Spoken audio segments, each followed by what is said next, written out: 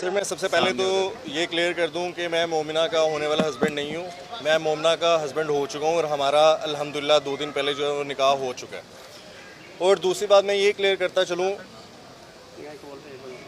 कि ये जो साहिब हैं साकिब खान चद्दड़, बेसिकली ये मोमिना को हरासा कर रहे थे और ये इंटरवीन इसलिए करना चाह रहे थे क्योंकि ये कभी भी नहीं चाहते थे कि मोमिना की कहीं पे भी शादी हो। ये और इनके वाइफ, ये हमेशा से इनका यही तर्ज जो है वो वारदात रहा है कि ये करैक्टर असैसिनेशन करके और जहाँ पे मोमिना का रिश्ता हो रहा होता है वहाँ पे उस लड़के से कांटेक्ट करके, हाँ जी बात कर आपको लगा होगा जी जी जी,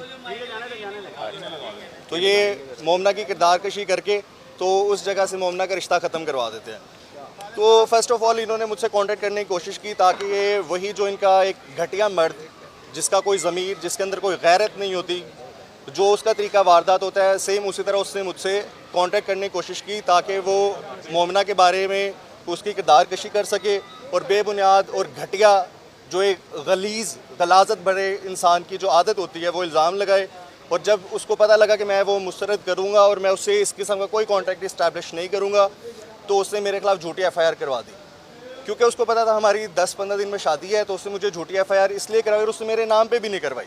उसने मेरे नंबर पे FIR करवा के और जो मुतलका थाने थे, जो भी इदारे थे, उनको बोला कि हमजा के नाम पे करवाइए। अगर आपने मेरे नाम पे करवाई तो आपको FIR में मेरा नाम मेंशन करना चाहिए था, आपने मेरा नंबर क्यों मेंशन किया? ठीक है, इट्स अ वेरी अनएथिकल चीज़। और जो मुतलका थाना था उनके DSP से जब मेरी बात हुई तो मैंने उनसे पूछा कि आपने किस एविडेंस की बेस पे जो है मेरे खिलाफ FIR काटी है, तो उनके पास उसका कोई एविडेंस नहीं था। और टिल दिस डेट वो अभी तक प्रूव नहीं कर पाए कि उन्होंने मेरे खिलाफ जो FIR काटी है वो किस एविडेंस की बेस पे थी। तो ये सरासर सीधी सीधी बात है कि उन्होंने सिर्फ हमारी शादी को रोकने के लिए उन्होंने ये मेरे खिलाफ झूठी FIR दी। दूसरी बात, मैं मोमिना के हवाले से बात करूँगा। मोमिना मेरी बीवी है और वो एक बब्बर शेरनी है, ठीक है। तो कोई भी इस तरह का घटिया इंसान उसकी किरदार पर बात नहीं कर सकता और वो मेरी रेड लाइन है, वो मेरी गैरत है। मोमिना इकबाल मेरी इज़्ज़त है और मैं उसको एक इज़्ज़त के रिश्ते में ले चुका हूँ।